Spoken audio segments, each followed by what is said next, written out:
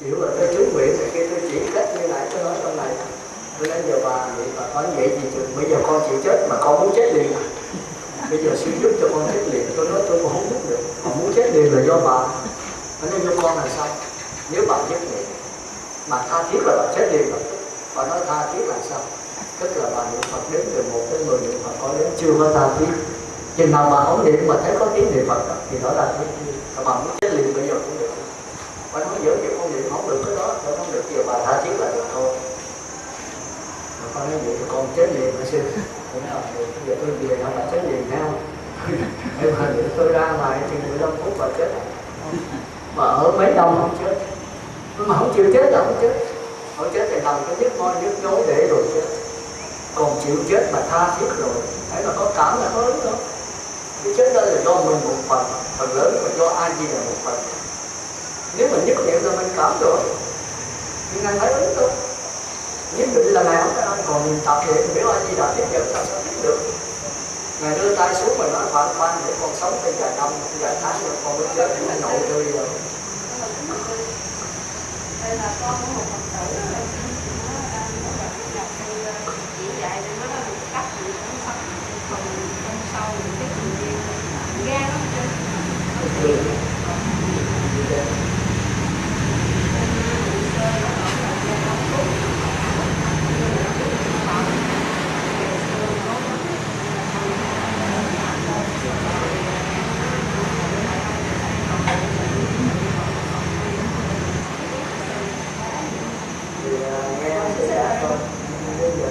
Có nhà có nhiều Phật không? Đó nó mới được, nó đỡ nói cho sư nghe, nay nó đỡ rồi nó nói nghe tiếng rồi. Sư con cho mình sợ. Ông sợ chết không? Sợ hả? Nếu sợ thì có chết thì ông phải chịu chết à, và mong chết. Mà chết gì đâu không biết không? Đã biết chứ. Mà có cái gì không chết không? Ông có biết không? Ông rồi khỏi Phật mà cái gì không chết, xác thân này phải chết rồi đó. Ai cũng phải chết hết trơn, tôi cũng phải chết, Đức Phật đâu cũng phải chết rồi. Nhưng mà có cái không chết, cái đó là cái vụ chứ không? Cái nhớ, cái tưởng, cái nghĩ cái đó chết. Không có nhớ không? Có nghĩ cái Phật không? Ông niệm Phật không có nghĩ cái Phật thôi, là nghĩ tới tiền bạc, nghĩ cái chuyện khác. Phải niệm Phật không phải nghĩ cái Phật, nghĩ đó là cái linh hồn đấy. Cái đó nó không chết, cái đó nó về khỏi Phật. Cái xác thân mình phải chết. Nãy giờ ông lợi nghe cái xác thân ông giống như Tùng Đại Vô, có xài đã vô không? Xác thân ông giống như Tùng Đại Vô. Sao? Còn cái linh hồn ông giống như làn sóng, biết làn sóng không? Rồi đây là tiếng nói của Đại Pháp Thanh Trà Chinh. Thì tiếng nói này ở cái ống loa, nhưng mà không phải của ống loa mà chính là của làn sóng. Cũng như ông trả lời với tôi là ông do suy nghĩ không trả lời. Thì mượn cái ốc để suy nghĩ và cái miệng để nhưng mà thật sự là linh hồn của nó. Ông biết kịp không? Thành ra cái linh hồn không bao giờ chết, còn xác thân thì nó phải hoài, ai cũng phải chết. Còn nếu ông sợ không phải chết thôi. Nhưng mà còn cái linh hồn nó sẽ về khỏi Phật. Mà cõi Phật là hướng mặt trời lạnh, hướng mặt trời lạnh không? Hay mặt trời lạnh ở đâu? Thì cái linh hồn nó sức nó đi theo cái hướng này. Cái linh hồn bây giờ nó phát hiện cái sắc thân, không hiểu không? Còn khi sắc thân không còn thì nó lơ lửng trên không gian. Thì ông phải nhớ cái Phật, nhớ câu niệm Phật, cắn chặt cái đó, ông đi về hướng mặt trời. Thì Phật A Di Đà sẽ hướng dẫn ông sẽ gặp nhiều cảnh giới. Màu đen ông từ chối là ma quỷ, màu đỏ là thần ông từ chối, còn màu trắng là chư thiên trời, màu xanh là thiên. Hai cảnh giới này tốt, nhưng mà hết thuốc của luân hồi thôi. Ông sai là như vậy, nói tôi không về, tôi về phải Phật thôi. Thì chừng nào ông thấy Phật đi là hiện ra giống như sinh đầu trống đó, mặc áo dài chưa tới tay, đưa cái bông sen thì cái nhớ tưởng ông nãy đó, ông ngập vô trong đó, thế là xong cái đó đợi sinh. Có nhiêu đó thôi, hiểu không? Bây giờ sợ chết nữa không? Không sợ chết thì được. Bây giờ nhất định chết mà chết về với Phật, chứ không về đâu nữa hết trơn. Thì thứ nhất đó là ông biết là chắc chắn là cái linh hồn không chết và xác thân phải chết. Chết số chết để thì cũng được, nghĩa là phải một lần chết thôi. Và ông nghĩ là còn thể đây ai cũng phải chết, không phải đi gì đâu. Cả cái Đức Phật cũng phải chết. Nhưng mà cái linh hồn cũng phải đi khỏi Phật. Mà khỏi Phật bây giờ nói là hướng mặt trời, ông cố gắng đi hướng mặt trời. Thì có nhiều cảnh giới hiện ra, bốn cảnh giới không chấp nhận, chỉ chấp nhận màu vàng thôi. Nhớ nha, dầu màu đen, màu đỏ, màu xanh, màu trắng không chấp nhận, chấp nhận màu vàng thôi. Nhớ không? Thì nó dễ vậy thôi. Chừng nào thấy Phật bây giờ đọc đi siêu màu vàng thì mà cầm trên tay cái bông sen thì ông cái nhớ ông nhập vô cái bao nhiêu đó thôi. Vậy hiểu chưa? Thì còn sợ chết nữa không? Có vậy thì ông chết được. Giờ ông về thì cứ cầu mong chết. Thì tôi cứ nghĩ cho ông. Bây giờ tối nay chết được không? Hiểu không? Khỏe, càng chết xuống càng khỏe. Thì chết phải về cõi Phật à. Tức là ông vừa tắt hơi rồi ông nhớ thì Phật tự còn tắt hơi ông nhớ cái con là đẹp. Ông sanh những cái con đó. Có gia đình chưa? Có mấy đứa nhỏ, mấy đứa con. Sao? Hai đứa con, một đứa có chồng, một đứa nhỏ. Hai đứa có gia đình, đứa gái có gia đình, còn đứa trai. Gái nuôi. Thì thôi giờ ông yên tâm có bạn thì phải nuôi chứ có gì đâu. Giờ ông cầu chết thôi. Dám không? Ông muốn chết là chết liền, chút xíu chết cũng được. Tại do ông, nếu ông thà tiếp là Phật ơi rước con khỏi này khổ lắm. Nó mang đủ thứ bệnh sanh, rồi già, bệnh chết một đất, như cái đất không là 101 bệnh, là nước cũng 101 bệnh, đất nước lửa gió 4 nước là 440 bệnh. Ai cũng phải chết hết trơn. Tôi bây giờ nếu chết liền mà tôi về cực lạc tôi cũng chết, cái lập tức ngay bây giờ. Cái chết không quan trọng, mà quan trọng cái dạng sanh hay không. Chứ xuống mà địa ngục ngạ quỷ súc sanh Atula hoặc hay người có người trời nó trẻ, có trời thì sung sướng này. Nhưng mà nữa trước cũng lương hồn thì về khỏi Phật thôi. Phật bây giờ còn sống ra đó chứ không. Mà ông nhớ là cái linh hồn cũng không chết, ông hướng gì cũng mặc rồi. Thì có cảnh giới đen là ma, cảnh giới đỏ Atula, cảnh giới trắng là trời, cảnh giới xanh là từ chối hết. Ông từ chối hết thì Phật hiện thôi. Mà nếu ông tha thiết có thể không thể cảnh giới đó thấy Phật hiện liền. Và tùy theo của ông cái điều kiện này. Nhưng điều cái đó không phải là luôn luôn phải thấy bốn cảnh giới đó. Nhưng mà do tùy từng người. Ông dồn thấy nè. Được kịp không? Thì bây giờ cái chết này không là do ông. Nếu mà hấp hối quá thì nhớ lại sư cô đi tỉnh, sư cô để các bạn hộ vệ rồi cho ông. Thì gia đình có ai nữa không? Có người nào hiểu đạo không? Thì cô bạn hiểu không? Cô vợ cô không biết gì không? Thì Phật tử đây ai thì nhắc niệm dùng. Nhắc niệm tức là kêu tỉnh hoài mà ông đừng có sân nhá. Hãy mê man mà kêu tỉnh. Thì ông làm sao nhớ là ông hít vô mà không thở ra, ông nhớ là Phật đây là đủ. Ở nhà có máy niệm Phật không? Có không? Thì không có, tôi biết còn có. Thôi vậy ở trường xá nhiều lắm, 10 mấy 20 cái. Nên thì hỏi cái máy niệm Phật hoài. Rồi tới khi nào mình thấy mình hấp hối rồi đó, ông ngồi xuống thì thế. Mình không thể qua được đó ha. Thì nhắn sư cô. Ở nhà có điện thoại không? Có nữa hả? Vậy hả? Không ở chùa luôn hả? Bị sức khỏe quá rồi. Ông bà có ở chùa nữa hả? Tốt như sức khỏe không đó, mình cứ bị sức khỏe. tu. Thì cái em phát tâm lên này ở này rồi em trai rồi tụng kinh niệm Phật lại Phật sống nối nữa. Cô có phước báo bao nhiêu lắm rồi, đó là tình đi lớn chứ không? Được trong cũng 6-7 ngày nay rồi mà sư. Lắng nghe sư dạy cho thật kỹ. Đi từ thôi bữa nay đi ha. Đó không? Chú nguyện cho tối nay. Vì ngay cái gì thì có dẫn đi ra đây cũng nhiều không? Nó mắc chừng Phật mà sư. Nó mắc chừng Phật năng tụ. Dài.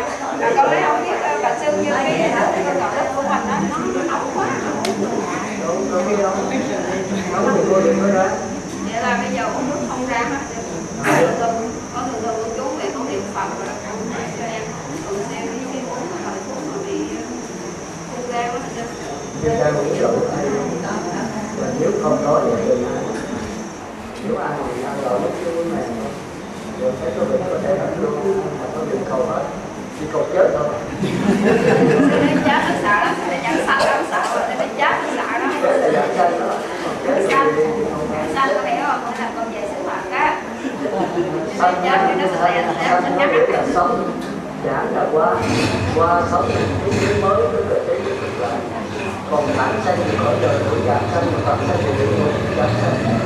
Thẳng là qua, xanh là sống qua sống ở một thế giới mới đó là thế giới Phật. Tôi hiểu không? Thành ra cái chết giảm xanh thì được thôi. Mà đó là không có xanh rồi chết là tôi mà được bây giờ thì tôi qua được. Tôi bỏ lại do đó.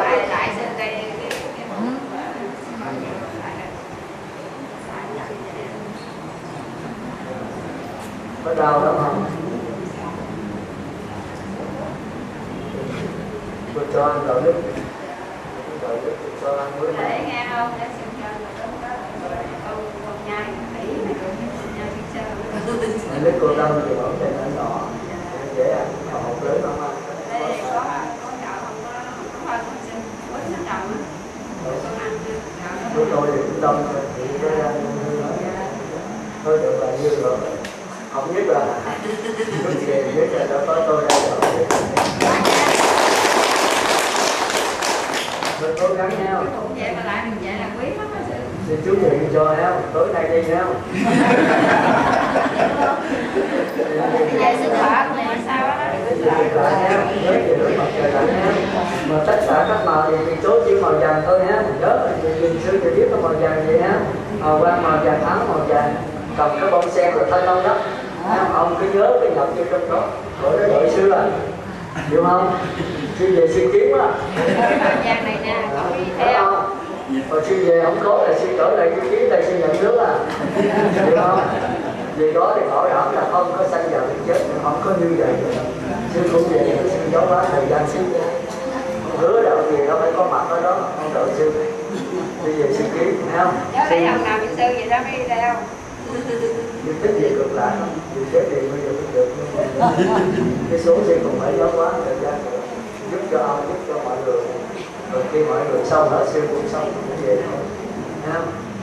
Bây giờ xuống đi nghỉ nhau. Rồi chuẩn bị bữa nay đi. Tối nay nhau. Rồi niệm Phật ở đây đã tiếp nhận con dây nó mặt trời lạnh ha. Tha thiết một cách đây như là tiếp nhận con khỏi này khổ lắm. Sao giờ mình chết đủ thứ bây giờ đúng giờ này con muốn đi lại giờ để tiếp con. Con không chết thì phải Phật. Con như là ở dưới này. Không nghĩa là không sanh vào thì chết. Ngài đưa cái bông hoa sen cho con nói là sách thân con mượn của này. Thì con tu tới thành Phật như này. Rồi con trở lại coi ta là bà không quá tất cả. Phải có pháp nữa. Đúng không? Ông thành Phật rồi muốn mọi người thì thành Phật hết. Như sư giảng cho mọi người thì giảng sanh hết. Mà muốn giảng sanh thì nó không khó. Tức là trước khi ông tắt thở, ông nhớ mà đi vào như đó thôi. Và khi mà nhớ thích cái linh hồn thoát khỏi là có thể màu xanh, màu đen, màu đỏ này. Ông chấp tay lại như vậy nó tôi không về cỡ đó, tôi về khỏi Phật thôi.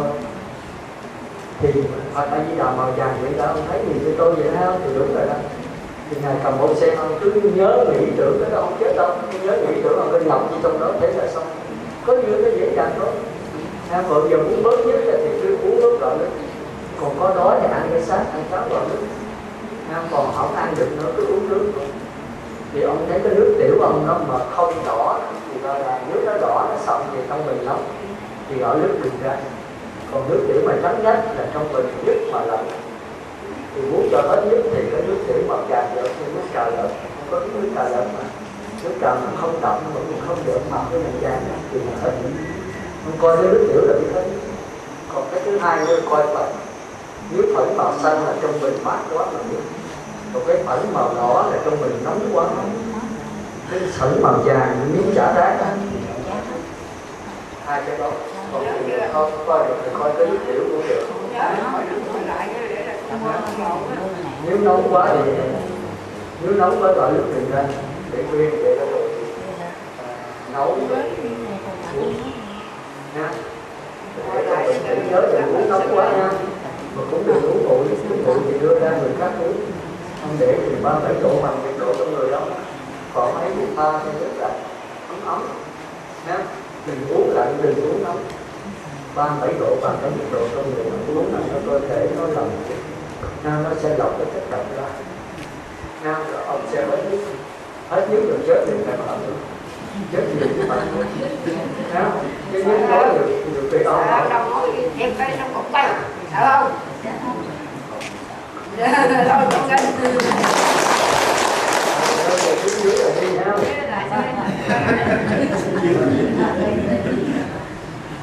Về đi đợi sư rồi sư cũng về nữa, sư còn muốn về trước ông nữa. Thì nó khỏe mà nó khỏi này khổ nó đừng cứ khổ á. Xin chuẩn bị cho ha. Đến tối nay thì được lại ha. Rồi con nhiều cho tôi ha. Giới thiệu với Phật sướng không? Bé nó nhỏ hơn bé Bi sao? Bé Bi mà nó còn chừng được lạc. Bé Bi nó có 5 tuổi nó về, con 4 tuổi rồi. Chị cô đi từ Bi ở đây thì khỏe chắc chắn giảm xanh thôi. Cô đây hay vậy đó, tôi mà làm được như vậy đó, tôi nhìn xa, tôi đi rồi có nuôi cổ. Cô đây cái cuộc đó, cái tâm Bồ Tát rộng, tôi là chuyên giảng, chuyên nói dốc tôi chứ chưa có đâu.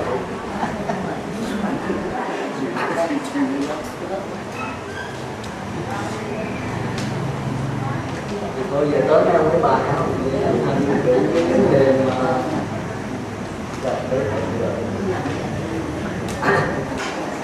đây là cái phần của mấy bà đó. Cái thứ nhất đó là người sắp lâm chung thường hay hôn mê thì mấy bà phải làm một khai thị.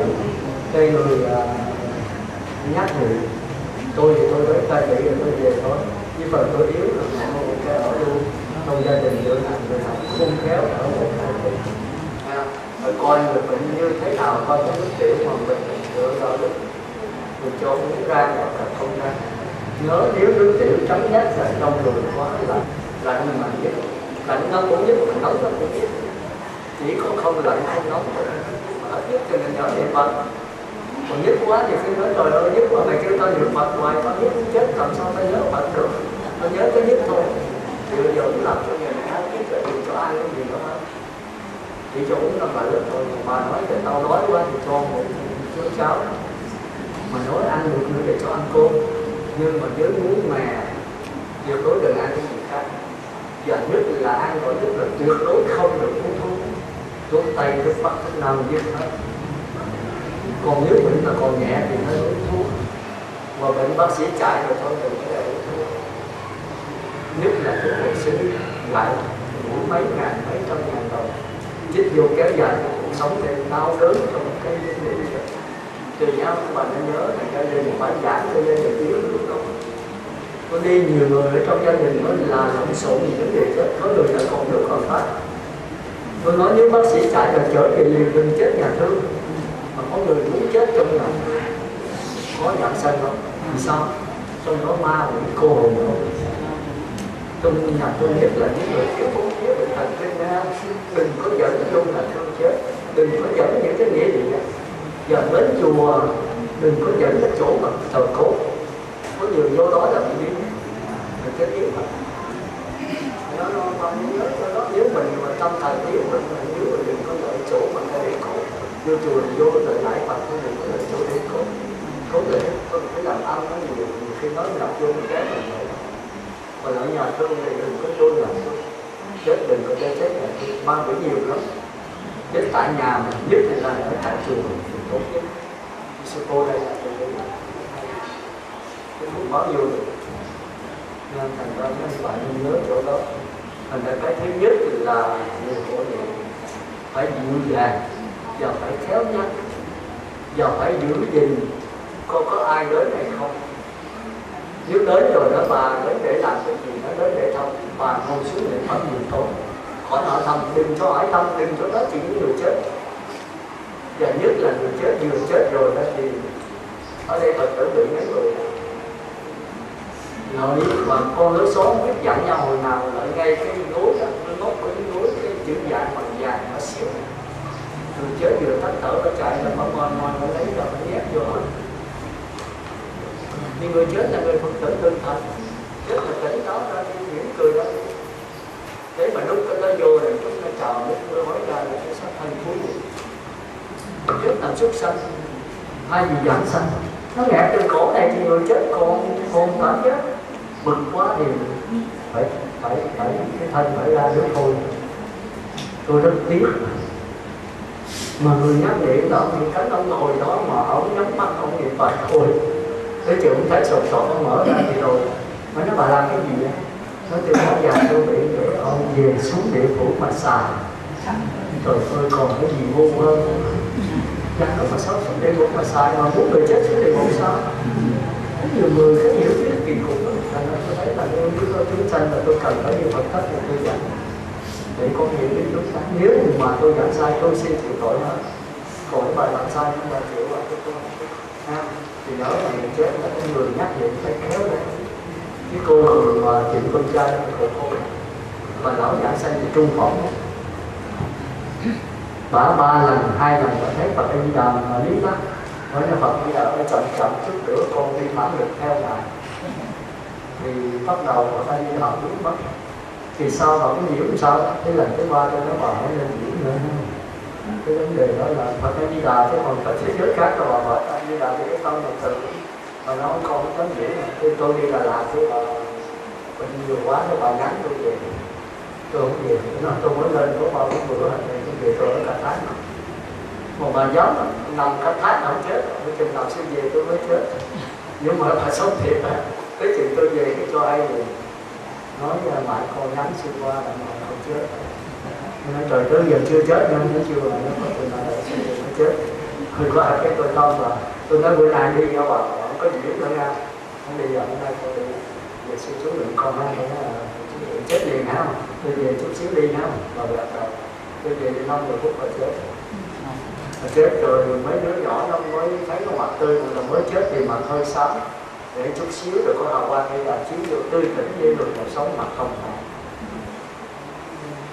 Chúng ta trong gia đình nghe tôi giảng thì chết rồi khi có người lối xóm nó qua nó có đem cái vàng đưa cho.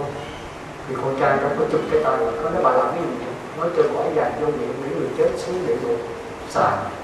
Cô nói được bà đưa đây để tôi bỏ. Lúc đó là cãi mệt đó, nó đưa đây tôi bỏ. Cô nói gạt rồi cái cậu cầm trong tay của nó bà ngồi xuống niệm Phật. Nó nghĩ chút xíu bà đi về. Cô này đâu có bỏ, nên nó nói tôi nói 8 tiếng nữa được. Thì cổ chồng nó tới quá 8-9 người thì bà kêu qua bỏ. Thế nó còn đây giờ mà muốn bỏ. Từ tiếp là con người chết đi mất rồi. Rồi bà trên như tắt thở vậy rồi có để vàng vô được không bà trên? Thì bởi vì cứ nhắc rồi, nhưng mà mới chết rồi thì để được. Dạ mới rồi cái miệng còn. Mới thì cô chụp cái tay rồi, cô gạt cho kêu 10 tiếng thì cứ nhắc rồi không có để. Và gia đình mới để 10 tiếng. Đó thì bà chết bà tỉnh táo mà bà cũng cười là ra tiếng rưỡi rồi. Thì sau khi chết đó rồi thì mấy đứa trong gia đình tôi dặn cái thứ 3 là giờ phải kỹ là còn theo đình nữa rồi là quý vị. Thì ở trong gia đình có cái chú trai con trai nó mới rồi thì thấy cái đỉnh đầu còn nóng lạnh nó trôi vào cái đỉnh đầu nó lấy làm nó chạy qua cho tôi này. Tôi nói thiệt không ạ, thiệt mà con rồi. Tôi nói là sao gì tôi không. Nhưng mà tiếc thấy là không kêu, tôi nói kêu có sao rồi. Mà một cái làm kim tĩnh xong rồi gia đình mới cái nắp hồn nó không có làm cái nắp mà làm cái kiến bạn dồn thấy mặt rồi. Nhưng mà cho nó là chủ chính của chúng mà chúng bé này. Cái cái kia trung phẩm, Dạ. hạ phẩm là quý rồi, còn cái này cái trung phẩm tức là về thánh phương tiện hữu dư tịnh độ, chứ không phải phần thỉnh. Thì đó là nhân hoài nên nhớ ha. Và cái thứ hai, người thân của người sắp lâm chung nên niệm Phật tụng kinh ăn chay rồi hướng cho người bệnh và tiếp tục ăn cho đến 49 ngày sau khi mất cả gia đình. Cái này cũng có. Cho người giảng sanh, nếu mà có giảng sanh thì nhiều vẫn cao hơn. Còn nếu chưa giảng sanh có thân trung ấm thì thân trung ấm sẽ giảng sanh sau. Còn cái thứ tư, trước và sau khi chết cả người thân cũng như người đến thăm không đến hỏi han hoặc khóc lóc. Vì nếu khóc hay hỏi han thì người sắp lâm chung niệm Phật không nhất định, khó ra đi hoặc lên hồn đúng nếu khó siêu con. Thành ra lúc đó là con cái thì tuyệt đối không được khóc, không khóc đi chỗ khác, chỉ là ngồi xuống niệm Phật. Tất cả gia đình lớn nhỏ những cái niệm Phật để trợ duyên cho cái linh hồn. Anh nhớ không? Thứ năm là sau khi chết không đụng vào tử thi, phải chờ sau 8 tiếng đồng hồ mới thay đổi hình diện, cũng không bỏ vàng nếp và bất cứ cái gì vào những người chết. Có người lấy nải chuối dành lên được tông bậy không, nó nặng cho người chết là chết một mình. Trước khi chết nếu mà lúc còn tỉnh đó, nếu mà muốn thay cái người hỏi người chết, nếu người chết lắc đầu thì thật, còn người chết lắc đầu tuyệt đối không được nữa. Lắc đầu là chính là chịu thì khó đau nhất là chết không sanh. Thành ra bây giờ có cái phong trào chết rồi, nhiều chết rồi là hiến cái thay cho nhà thương đó, thì có mấy người Việt kiều đến hỏi không? Sư nói 8 tiếng thì như vậy là con sẽ hiến cái thân cho nhà thương rồi, thì con chết lập tức là nó ngộ rồi. Như vậy sao sư? Con lỡ rồi, con lỡ làm giấy tờ hiến rồi. Như vậy là con sanh không sư? Nó có câu hỏi con sao câu hỏi tội. Nếu mà con tha thì con biết thì con không sanh. Lúc đó đau con cũng đáng chịu thôi. Còn nếu có định được con yếu mà con không ta thì nổi mà nếu mà con thấy đau thì tôi nói bây giờ con hỏi mình xin những câu hỏi cô. Chừng nào con niệm Phật mà hỏi rồi niệm Phật là phải có tiếng niệm Phật thì con yếu được. Còn từ đây tới là chết tôi niệm Phật mà còn niệm Phật đến về mỗi những người chưa xong thì tôi thấy không bảo đảm đó thì cô đau nhất quá của con thấy sạch. Mới vừa chết là ý vị mà chết là có gì để đâu là cái đồ không sạch, mổ lấy gan khi can thiệp lại để út lại, làm có người nào bệnh nhân nó thai phải bất kỳ cái loại có thể để tới 7-8 ngày cả tuần để trong tủ lạnh, và ai mà bị tim thì nó mổ thai cái tim, ai mà bị thận thì mổ cái thận của người chết đem rồi, mà nó chết không có 24 tiếng vậy còn quá là không sạch. Thành ra bây giờ có nhiều người hiến xác gì như cô Chí Phượng này cũng có hiến là cho thành phố cô ta làm cũng đó. Nhưng mà hãy định được mạnh thì đỡ, còn không mạnh thì đáng chịu nổi sân rồi là không phải sân đâu. Thành ra bà nó có hỏi tôi cái điều 2-3 người hỏi tôi hỏi đâu mà hỏi cô chứ cô hỏi cô chứ sao cô hỏi tôi đâu phải là cô. Nếu mà tôi nói ngày cô tới giờ thứ 3 là bảo đảm là cô chịu định nổi. Còn giai đoạn thứ nhất thứ nhì cô phải đáng nhớ cái lần mình nhất định không sanh. Thành ra người chết như vậy khi mà thay đổi đồ họ gạt đầu là nó thay đổi, tức là họ đồng ý này, còn họ lắc đầu là không đụng tới. Còn nếu lỡ mà không hỏi rồi thì người chết có khi đó nghĩa là họ nói trong quần đoạn mới chết, thì nhất định không đụng tới. Mặc dù có hình ảnh không tội đâu, thì vấn đề nhận sanh là quan trọng, cứ để hôn thú vậy cho tới 8 tiếng rồi thì chết thì mình không có thiệt hỏi gì. Còn có người thì tiêu tiểu trong quần rồi mới bắt đầu chết, và để thăm thú vô cùng, nhất là thời nó khi nào mới không có tội cho tội cho chuyện với bản sanh là cái phước. Thành ra phải tôn trọng người chết đó là đừng cái thi thể trong đó. Còn lúc còn tỉnh táo thì hỏi nếu ta đặt đầu tư thải, còn người chết thấy chịu nổi lắc đầu đừng có tới đâu. Thành ra người chết thì phải làm sao tôn trọng cho hỏi đừng có sanh. Thế là cái khó. Họ sanh họ chết rồi là tim súc sanh gì với ông bà nhớ ha. Cái thứ 5 là sau khi chết không đụng vào tử thi, không phải chờ 8 tiếng rồi mới thay đồ về điện, cũng không bỏ vàng nếp vào miệng người chết, bởi vì các dây thần kinh cảm giác còn dính liền của linh hồn. Khi da cận dễ bị đau về sổ nổi sân gọi là súc sanh, Điều thứ 6 là khi đã chết rồi không rước ban kèm trống làm mất thân tịnh, người thân ban hội niệm hoặc mở ban chỉ niệm Phật mà thôi. Cái này cũng khó. Có người rồi nếu người Tàu tôi không có luôn, còn người Miên thì cái ngủ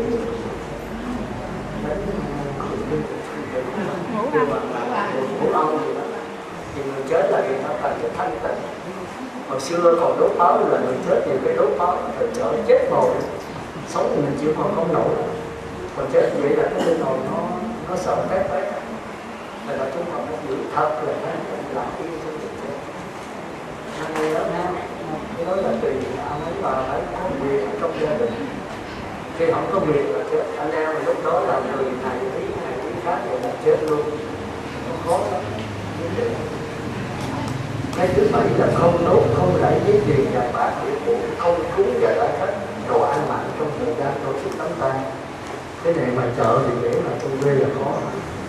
Cho đến ta tiếp mình là mình cho ra ăn chay là nó bỏ cho đi về, cứ để họ đi về, rồi đến nhà xin lỗi năn nỉ, rồi đãi bữa khác.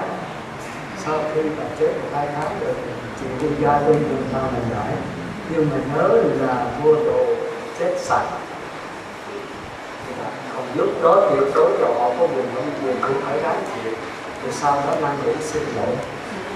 Thì ra trong kinh định vậy, để cho mình chết nhẹ nhàng thôi. Là tùy nó bà nói là tôi nói theo trong kinh đó mà nó bà tùy làm sao tôi làm nha. Thành ra ở đây đó là 7 điều kết quả. Nhưng có cái điều quan trọng đó, cái tịnh độ hay chỗ này là nếu mấy bà niệm Phật mà có giai đoạn thứ 3 khỏi cần niệm Phật mà vẫn có tiếng niệm Phật đó, thì nhớ có cái gì nghiệp chiều, nó thường có cái nghiệp chiều. Chẳng hạn có cái cô đã kể cho tôi nghe cái nghiệp chiều của người gì, có cái bà đó cũng là Phật tử, bà niệm Phật có giai đoạn thứ 3 giống như cái cô Diệu Âm thì tôi nói mình biết nó cũng khuyên mình niệm Phật. Cô đi đứng ngồi nằm như tôi bây giờ nhớ tới tiếng niệm Phật là có tiếng niệm Phật rồi, tức là không niệm từ trong linh hồn nó niệm. Chúng ta có 2 cách niệm bằng ý thức.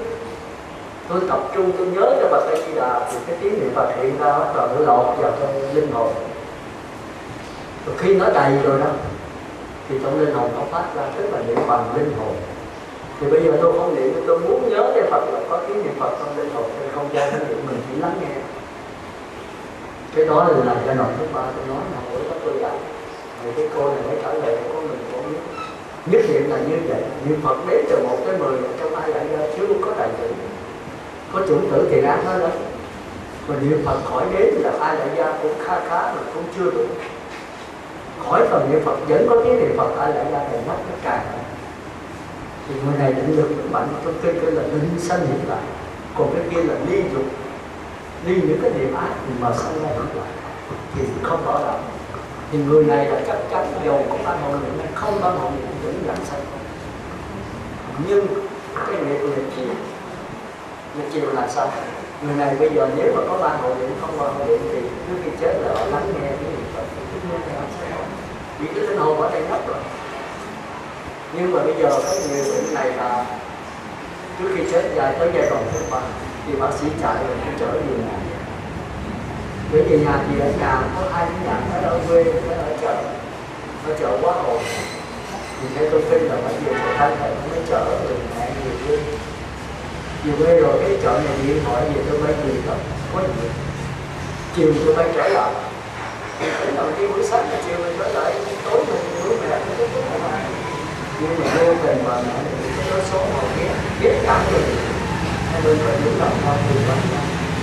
Thì thấy mấy đứa con đi hỏi đơn của họ bà mẹ rồi nó qua họ phá. Họ phá mà chửi. Bây giờ nó có ai mấy cái biết không, không biết gì đâu. Chửi cho bà này thì thứ 3 thì tỉnh bớt. Chửi bà thì thấy bà này tỉnh bớt, nó phun nó biết trong mặt. Bà nó tỉnh bớt thôi. Nó nhào tới đấy, chú 2 một tay nổi 5 ngón. Hết rồi. Cái định lực tới đây là hết. Mình nói lời không nghe nó chửi mình thấy nó thương lắm ở nào nó phải bây giờ mình sắp chết nó chửi mình đã nó ôm lưới vào mặt mình cũng tỉnh queo, nó nhố mình 2 một tay mỗi năm lạnh đau quá, nổi sân lên chết lòng tôi. Thì giảm sanh chúng sanh thôi, ai gì về khỏi Phật mới được sanh sanh thôi. Thì mấy đứa con chịu tới là bao nhiêu chết rồi. trường hợp này thì nếu mà ở ngoài không tu tịnh độ thì xuống súc sanh tầm. Còn người tu tịnh độ cũng gì nữa cũng tốt. Nhưng mà nếu hiểu chớp quá thì nghe về rồi nhớ bữa nay tôi dẫn nhớ ha, thì sẽ cảm sanh thôi. Đến tới giai đoạn thứ ba, như tôi nói nãy là ai là gia này nhất chuẩn tử rồi, thì nó lỡ là cái cảm sanh của con chó là trong gia đình rồi, hay là lứa xóm. Thì con chó này đây là thân chó, nhưng mà cái tâm linh hồn của người là niệm Phật tới giai đoạn thứ ba. Thì bây giờ mình cố gắng mình niệm lại, tức là tuy là có chủng tử chó, là con thân con chó, nhưng chủng tử là chủng tử của người niệm Phật tới giai đoạn thứ ba. Thì mình khơi dậy thôi. Thì con chó này sanh ra 1-2 tiếng hồi là nó chết. Còn nếu không mình phải phát sanh con chó 10 mấy 20 năm, con chó được tuổi thọ nó có 10 mấy năm. Thì mình sẽ quân tập chủng tử chó và tư tưởng chó. Thì tư tưởng chó sẽ, chủng tử chó sẽ diệt chủng tử niệm Phật. Bữa trước tôi có giảng phải không? Thì chủng tử niệm Phật lần sẽ mất. Thì chuyện chỉ mẹ nó mang thân thú, nếu có chết là mang thân thú cá hoặc là thân người sẽ không phải sao. Rồi mình mới về đây thì chủng tử đó, ai lại ra mà đầy dốc cái niệm Phật. Thì bây giờ bắt đầu khơi rồi. A Di Đà ơi ngài tiếp dẫn con lỡ nổi sân vì cái niệm chiều nó khảo con quá tải của con niệm Phật cái giai đoạn thứ ba, cái điều định lực con là 10.000 kg, mình nó rút 11.000 kg, con chịu nổi con rồi. Bây giờ như con còn tỉnh táo, nghe sư giảng là không có chủng tử, con nhớ cái là ngài đỉnh tiếp dẫn con, tha thiết yêu cầu ngài tiếp dẫn. Thì con chó này nửa tiếng là chết rồi, thì cũng dẫn dạy xong thôi. Còn nếu không biết mặt con chó, mình không biết là mình có số vốn thì uổng. Cũng như người nhà giàu mà có một số tiền 10 mấy tỷ mà cất cái nhà 1-2 triệu bạc, mà quên lòng mình không có số vốn để không cất nhà được, thì cái đó ổn. Rồi mà có 10 mấy tỷ mà cất cái nhà 1 tỷ 2 tỷ mà mình không quên lòng mình có số vốn cho 10 mấy tỷ thì cái nhà cũng cất. Thì người tu niệm Phật ở cái đoạn thứ ba là cái số vốn niệm Phật rất nhiều, thì có thể mình khơi dậy mình sám hối ai đã biết dẫn. Còn nếu niệm Phật cái đoạn thứ nhất thứ gì đó thì khó mà làm sanh, tự lực khó, thì yếu quá. Ai lại ra nó chưa đầy thì tất nhiên phải hiện hồn để cho bạn xem biết hoặc gia đình mình biết. Tôi nỡ bị khảo đảo việc chiều tôi quá cái sức quá tải rồi, bây giờ tôi sanh là thú. Bồ có thể nhờ các chư tăng, trai tăng để là cầu cho tôi giảng sanh. Thì khi trai tăng hồi xưa trước đó là Phật tử hộ niệm thêm, thì cái linh hồn mình về đó nhờ Phật tử trợ duyên đó khơi dậy những chủng tử của mình để cho mình phát triển. Thì con chó này vẫn chết thôi, và vẫn giảng sanh. Tự lực mình không nổi thì phải nhờ Phật tử, nhờ các nhà sư. Đó là trong bài cực lạc, giảng sanh cực lạc của thầy Kiết Định. Nhưng mà xưa ta đã làm những cái đó rồi, thì bây tôi coi tôi nhắc lại để thấy rằng cái Phật niệm Phật rất là tồn tại. Hãy là có chủng tử niệm Phật mà nếu mà hiểu đạo thì vẫn giảng sanh. Còn tới giai đoạn thứ ba tự lực có thể giảng sanh. Còn giai đoạn thứ nhất mà phải có chủng tử nha, và ta nhớ là phải phát nguyện, tức là tha thiết A Di Đà tiếp dẫn. Ngài tha thiết thì ngài cảm, mình cảm mà cảm thì ngài ứng, tức là cuối cùng cũng vẫn giảng sanh. Nhớ ha. Còn nếu mà không tu niệm Phật thì phải chịu sức sanh, uổng cái đời tu của mình. Về nói cho gia đình biết, và gia đình biết để giờ có một cái hiểu biết giống nhau, để giúp cho người chết, người đối xóm được giảng sanh. Giúp một người giảng sanh, một người thành Phật, phước báo mình vô được, giống như sư cô đây. Như vậy là tốt lắm. Nếu có cái nhân viên của cái chùa thì nó giúp trên người Phật. Thì đó là hết là mấy phần. Mấy phần về của người tại gia. Còn với phần của người chết, nhớ người chết đừng có giảng dài. Chỉ là kêu họ chịu chết thôi. Như nãy là hôm đó đi tới đó, tới lấp lươi là phải chết thôi. Để ổng không còn nghĩ gì nữa. Mà nếu mình chịu chết thì có nghĩ gì không? Không nghĩ được. Còn nếu cái gì đó đừng nữa đó. Thôi chút xíu nữa chết. Tôi cho biết vậy là mình còn ham muốn nữa không? Ham muốn ăn cái gì nữa không? Ham muốn đối với cái gì nữa không? Không phải là đó. Phải mình nhất định chết rồi, như nó rất rảnh ra, không còn nghĩ một cái điều gì khác nữa. thì cái định lực này rất mạnh. Cái cô đó mà chết là phát hiện lên là cô bị cái tai nạn cắt cổ và chồng chết rồi, bị ung thư đủ thứ rồi. Chính cái này là cái rủi mà làm cái mai cuối cùng, rồi nó khiến cho có cái trùng hồn cũng đau đớn quá mà. Ông chồng chết rồi, chết giống như cắt cổ bồ câu, rồi tới mình cắt cổ bồ câu với chồng mình cũng phải chết như vậy. Bây giờ tha thiết sám hối, tha thiết niệm Phật, mà một câu niệm Phật nó tiêu tán luôn 4.000 tội nghiệp. Mà nếu mình tha thiết cho nó liên tục hoài, mà tha thiết khi có hoàn cảnh thì dễ tha thiết. Còn nếu mà sung sướng quá niệm Phật có nhiều nghiệp là người nào mà lớn tuổi và cuộc đời qua nhiều cái đau khổ này thì nó dễ niệm Phật, không cần hiểu giáo lý nhiều. Cái nhất niệm là khi mình thấy cuộc đời quá chán nản đau đớn quá rồi, mình chỉ còn ai đi đạo thôi tiếp dẫn cô. Còn cái bát nhã thì khác là hay là thì khác. Thì bây giờ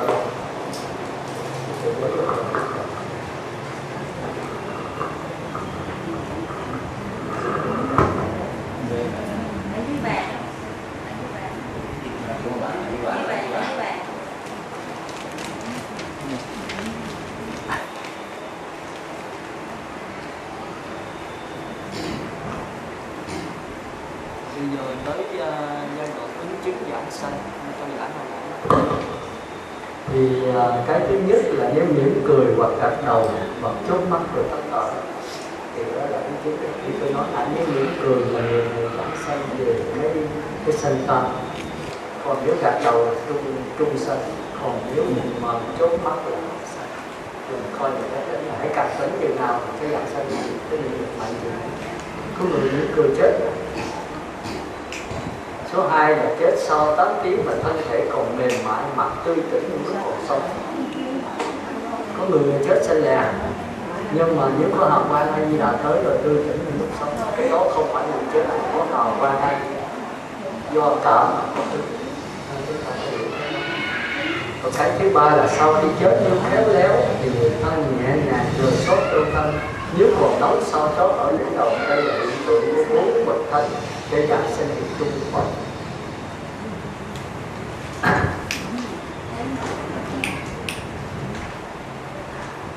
Thì chúng ta để ý nếu mà trên đỉnh đầu còn nóng thì nếu là thánh nhân đó ở cõi này thì ngọc lưu, nếu Giảng Lai, Bất Lai hoặc là A La Hán.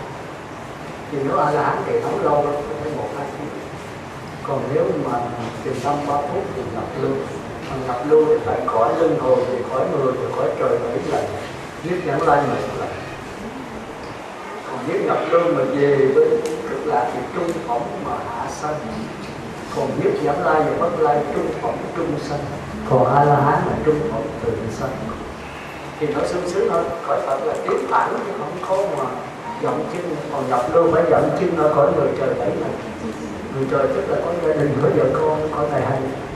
Còn nếu Giảng Lai là phải thấy cái gì phải trở về người trời có gia đình một lần. Nhưng mà có gia đình mà họ không biết mất này là gia đình có thể có một đứa con hoặc đứa nào. Thì trong kinh đề còn Bất Lai trở lên là không bao giờ trở, nếu sanh về cõi này 8 giới luôn luôn không bao giờ đến 5 giới. Còn người trời rồi nhập lưu, thánh nhập lưu với Bất Lai những 5 giới thì cũng nhẹ nhàng thôi. Tức là họ không cố gắng. 5 giới là trường họ ăn cái trường họ không thèm nhớ gì, tình dục rất ít. Chúng ta nên nhớ. Còn cõi Cực Lạc là không có nam nữ, cái độc đó là trường phu không, thì nó rất là khỏe. Ta nên nhớ điều đó. Thành ra nếu cái trán, cái đỉnh đầu, cái trán còn đó, cái trán là phần trên này, thì nếu ở đây ở về khỏi này thì tướng thiền và tướng không, tức là về cõi sắc giới và vô sanh, tứ thiền của sắc giới. Còn nếu giảng sanh thì Cực Lạc thì hạ phóng mật về sanh. Còn nếu cái mặt còn nóng, cái trán này khác nhau, có trên này còn từ cái trán ra xuống cái mặt mình còn nóng. Thì nếu sanh về cõi này thì cõi trời lớn. Còn nếu sanh về cõi Phật đó thì hoàn thánh độc cư, tức là hạ phóng mà trung sanh.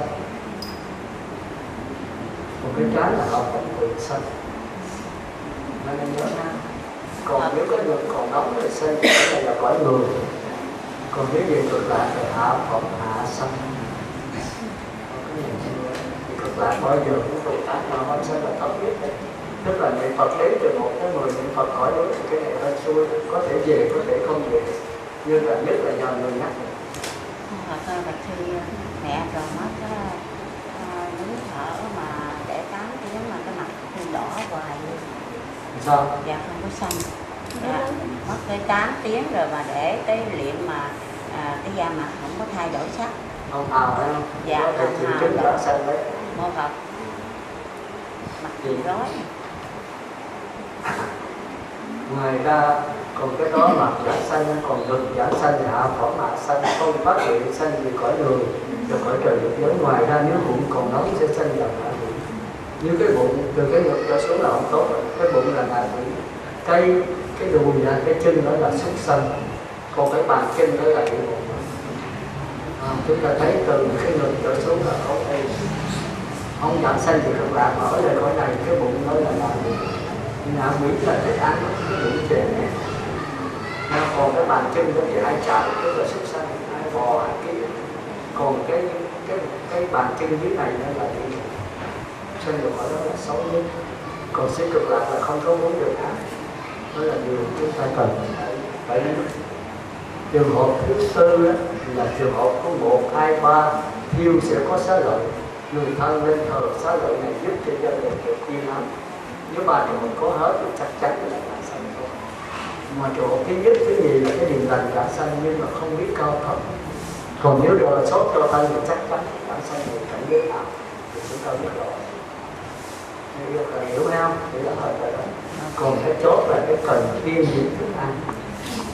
Là trong lúc người bệnh đó, gia đình là người bệnh nên kiêng hành lẽ tỏi án kỹ ngọt. Trong Phật như mấy sư xuất gia là suốt đời hành lẽ tỏi án kỹ ngọt là không có ăn. Vì ăn sống thì nó sanh dâm, ăn chín thì nó sanh lòng dục. Mà nếu người chết mà mấy ông các bà tụng kinh niệm Phật mà ăn hành lẽ tỏi nén là không linh được. Ma quỷ nó lại nó buông buông cái gì. Thì cái đó nó đối là ma quỷ nó thôn, đối với người sống mà nó hôn tâm. Ăn sống thì sanh lòng dâm, ăn chín thì sanh lòng dục. Thành ra tuyệt đối là phải tưởng, nếu mà có người chết trong gia đình tưởng luôn tới 49 ngày. Còn người xuất gia như quý sư thì như sư cô là suốt đời luôn. Nó hành hạ tối đến thì một bài cái này là ngon lắm á. Xưa tôi mà đời thấy là ăn với mì gì đâu, thì ba tê còn có cậu mà ăn cũng vô, không ngon, thành nó để hiểu người vô.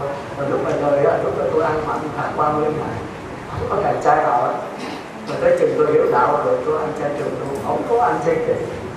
Cái định lực tôi nó mạnh á, không hiểu thôi tôi không làm, mà đó tôi ngạo là cái chủ tôi mà ăn có 10 ngày. Mà tới chừng mà tôi ngạo mở lại chừng là tôi đi coi ra đá gà, tôi không đầu cái đâu, làm những cái kia mình tối đá và cái loài ruột ra nó rút vô để đá được.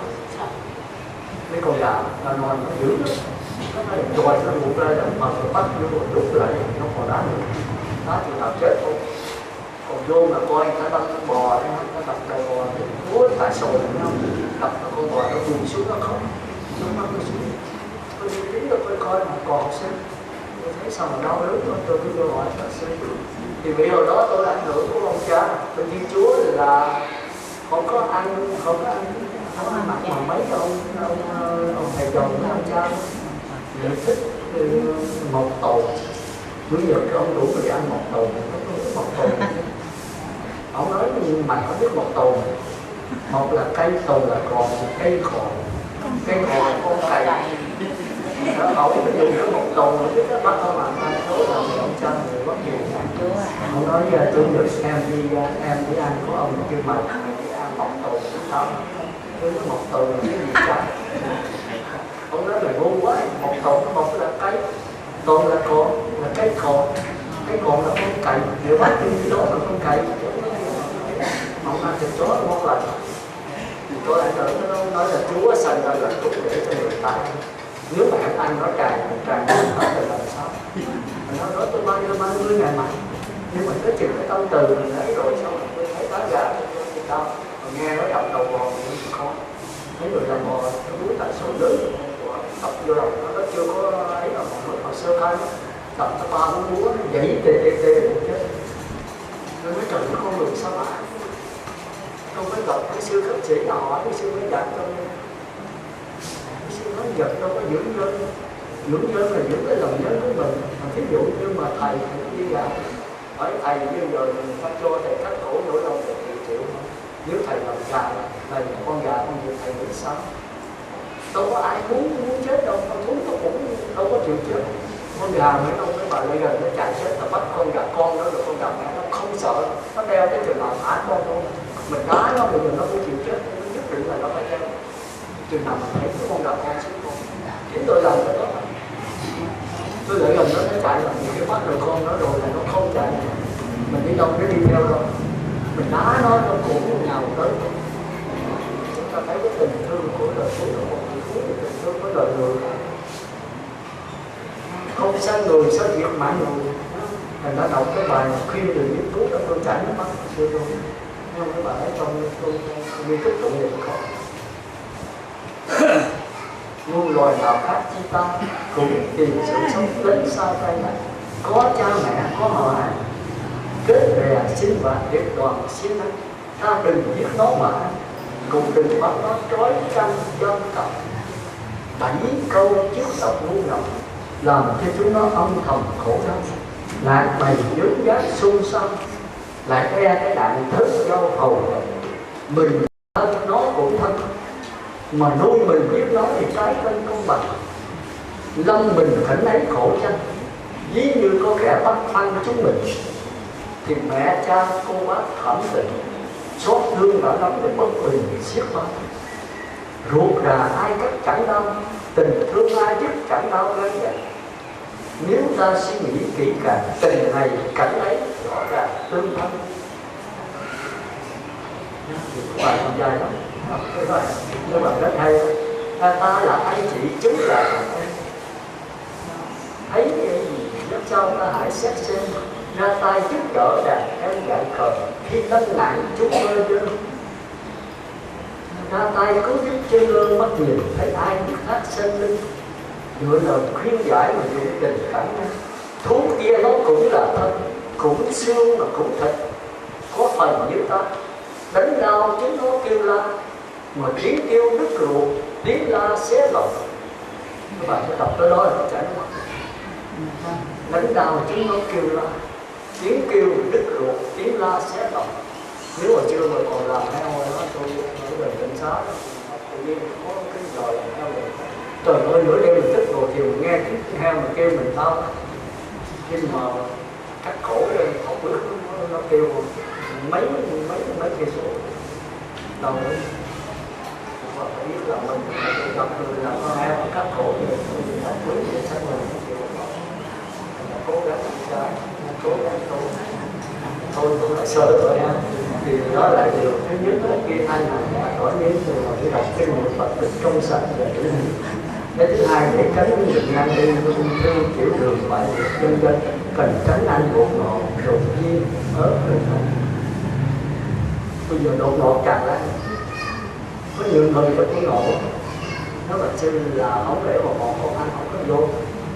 Tôi hỏi gì cho mấy chục năm thì trước làm sao mà bột ngọt, cái gì nó cũng quen thôi. Nó thà là ăn chết thì không có ăn.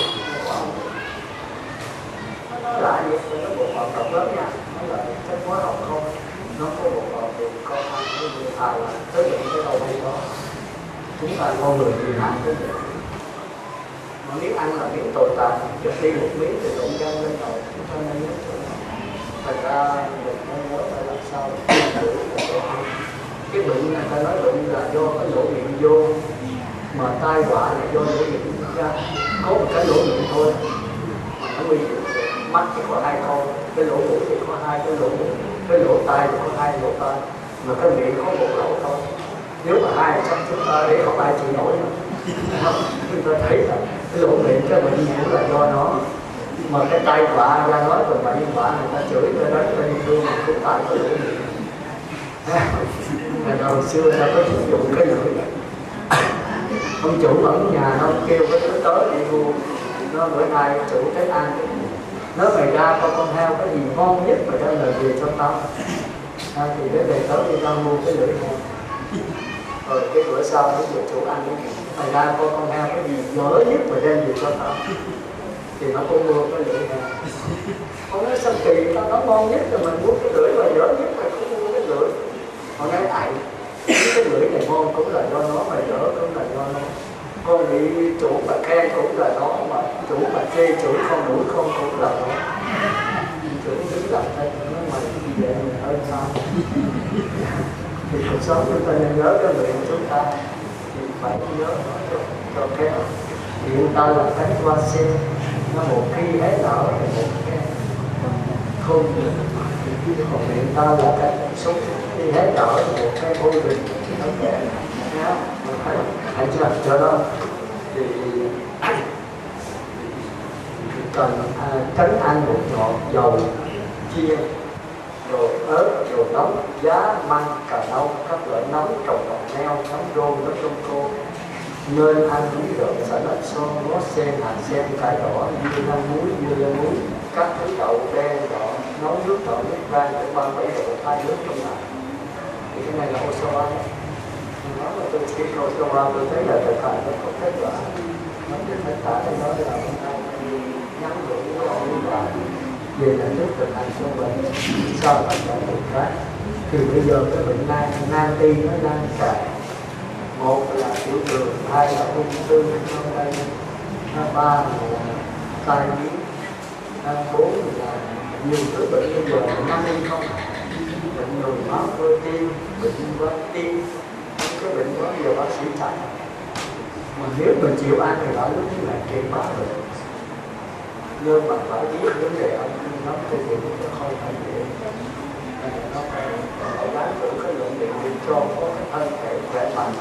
Thì cái tinh thần mới minh mẫn, thì minh mẫn mới được biết niệm. Và nếu mình qua vô niệm thì thỏa mãn hơn. Mình vô niệm là có. Nhưng mà nếu nhất định tới giai đoạn thứ ba là khỏi cần niệm Phật nữa, mà vẫn có cái niệm Phật để chìm đắm trạng thái niệm Phật ra khỏi trạng thái chìm đắm này, thì nếu nghe nói lý là tỉnh giảm sanh không còn mau được. Dòng có niệm thì chiều nó khảo thì tỉnh giảm sanh như con dặn là được chị không?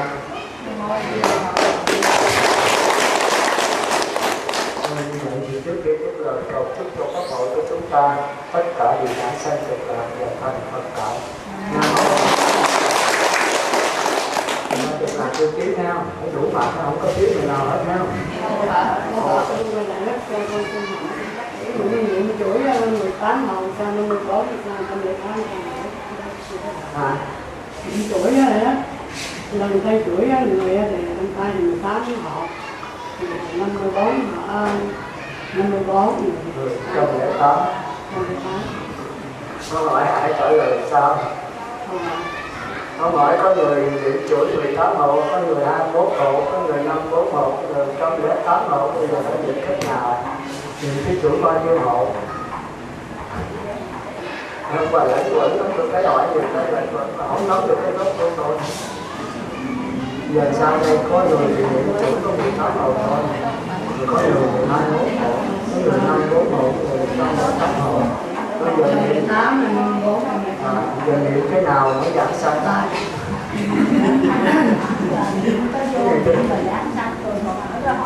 Còn ở cái mà giảng sanh rồi, nhưng mà cái ý thức niệm là cái ý nghĩa là sao? Nắm cái bài giảng của tôi ha, là vấn đề giảng sanh hay không. Có người còn hỏi Bạch Sư mình niệm Phật nên làm chuỗi hay không? Có người nói không làm chuỗi là không giảng sanh. Mà con hồi xưa giờ con không có quen làm chuỗi cho tôi không có làm chuỗi thì chắc là tôi không giảng sanh. Bây giờ sao sư sẽ thấy như sao? Tôi nói vậy là phải vì tôi. Cái bài giảng của tôi không phải là làm chuỗi hay không làm chuỗi, mà cái quan trọng của tôi nói mãi là phải nhất niệm và phát nguyện. Có bấy nhiêu thôi. Hôm qua tôi có giảng rồi, nguyện 18, nguyện 19 rồi nguyện 20. Nhớ không? Hôm qua tôi có giảng phải không? Thì đâu cần niệm Phật vẫn giảng sanh như thường. Ví dụ bây giờ nói tôi niệm Nam Mô A Di Đà Phật, có người nó hỏi niệm 6 chữ hay 4 chữ sinh. Có người nói 6 chữ mới giảng sanh, còn 4 chữ không giảng sanh. Thiếu chữ Nam Mô là thiếu chữ kính lại. Tôi nói tôi bắt gì luôn. Bây giờ tôi không niệm Phật, bây giờ tôi niệm nước tương chịu. Tôi nói ví dụ thôi, chứ tôi không nói là nếu mà tôi cao quá tôi cái đó.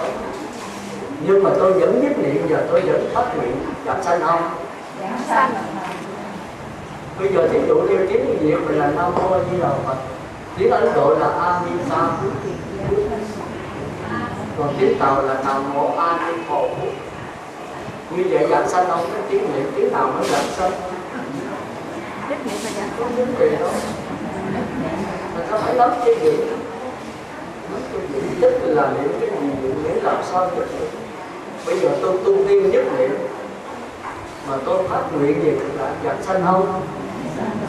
Giảng sanh không? Cái giảng sanh là do nhất niệm và phát nguyện. Còn nếu nhất niệm không mà không phát nguyện về cõi trời. Còn tập niệm thì 4 đường ai? Giảng sanh không thì do cái tâm của mình chứ. Cái tâm nhất niệm là cái tâm mạnh nhất niệm là tới giai đoạn nào mà nhất niệm? Sao gọi là nhất niệm? Không biết. Niệm đắm ở trong niệm Phật với hình Phật Niệm cái giai đoạn thứ 3 mới gọi là nhất niệm. Bữa đó tôi có hỏi rồi, phải không? Tôi nói có 4 chốt không, bây giờ hỏi người nào. Thì bây giờ ông hiểu không? Giờ là người chủ nó mấy hộp phải giảng sanh. Không phải con hỏi vậy sanh là ý nghĩa đó, chứ con nói vậy đây con nghe rồi. Thì bây giờ ai cũng làm chủ gì đây? Mà nếu làm chủ mà nó không nhất niệm, mà khỏi chủ nó nhất niệm cái chuyện dùng chủ vậy này, hãy có tội tôi chịu hết. Mà bây giờ tôi làm chủ quen rồi, giờ bỏ chủ tôi không nhất niệm thì cứ làm chủ. Mà tôi quen là 21 hộp rồi mà qua 18 hộp, 108 hộp tôi không nhất niệm thì cứ dùng 108 lấy 21 hộp. Cái quan trọng là nhất niệm chứ không phải là phương tiện mà cái cứu cánh của mình. Tôi nói lớn thì tôi có làm chủ là nào không? Bây giờ người tôi làm chủ làm sao được? Bây giờ tôi nghĩ niệm Phật để mà thôi, bây giờ tôi không cần niệm đến tiếng để tôi nhớ là có tiếng niệm Phật rồi bây giờ bắt tôi niệm chi mà. Cái máy niệm Phật giờ tôi cũng rất mở rồi, xưa tôi mở rồi đi tôi quên niệm. Bây giờ tôi khỏi cần cái máy nó vẫn có tiếng niệm Phật thì tôi thả cái máy, tôi không cần máy để tôi nhớ được bao nhiêu là cái niệm Phật. Chỉ cần chỉ cái máy niệm Phật. Mà nếu chưa có rồi có máy. Mình phải nhớ cái phương tiện nó không quan trọng. Cứu cánh là cứu cánh là cứu cánh là mà nhất niệm là gì? Là khỏi cần niệm Phật để có tiếng để chìm đến cả ta có ra khỏi thành thân. Còn bây giờ tôi theo hơi thở tôi nhất niệm thì sẽ chưa thấy rồi. Nhưng mà tôi ai cũng đã biết được tôi nó cũng đi ra.